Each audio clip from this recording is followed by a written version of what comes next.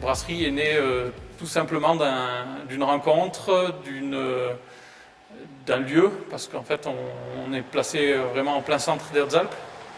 On a quand même l'emblème du lac de Serponçon, qui est un emblème assez essentiel dans les Hautes-Alpes. Et du coup on a commencé dans notre garage à faire les premières bières. Donc aujourd'hui, nous sommes en possession d'un nouvel outil de production qui nous permet vraiment d'être beaucoup plus efficace, meilleur rendement, donc au point de vue de la production, c'est-à-dire qu'avec moins de céréales, on produit plus de bière, mais également il nous faut moins d'eau et moins d'énergie, ce qui a vraiment une portée sur le coût écologique qui est considérable. Donc aujourd'hui en fait notre gamme est faite de produits bio, donc de l'orge français. Et ensuite on a aussi des houblons, donc des houblons qui sont sélectionnés à travers le monde entier.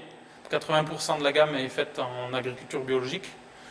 Donc on met des ingrédients bio, de l'eau de source des écrins, donc qui est, on va dire 80% du goût de la bière vient de la qualité de l'eau. Et après, derrière, on a toute une gamme locale où on fait de la culture locale, donc où on essaie de développer la culture de l'orge, de brassicole dans les Hautes-Alpes, et aussi la culture du houblon en partenariat avec le GAEC Les Jardins de Fabrières. Aujourd'hui, la fabrication de la bière, c'est un procédé qui est long. Donc en fait, il faut respecter le brassage, il faut respecter les temps de fermentation, il faut respecter les temps de décantation, parce qu'en fait, on ne filtre pas nos bières, on trie les levures à froid, donc ça prend un certain temps. Et ensuite, on embouteille les bières et on fait refermenter en bouteille. Donc ça, c'est encore un temps qu'il faut attendre, qu'il faut respecter pour respecter une certaine qualité. Le gros du déchet du brassage, donc c'est les drèches. Les drèches, aujourd'hui, on les donne à un agriculteur qui fait de la méthanisation.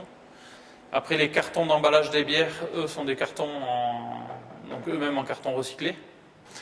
Je pense qu'aujourd'hui, pour notre équipe, il nous tient à cœur de faire le volume suffisant pour rentabiliser notre investissement, mais de rester quand même dans une démarche de création et de qualité. On a un projet de brewpub, ce qui est finalement c'est un bar où est produite la bière. Donc on aurait une unité de production un peu plus petite qui permet de faire des batchs, c'est-à-dire des brassins de plus petite taille, et donc d'être plus créatif, de proposer des bières différentes plus souvent et de les proposer directement aux consommateurs.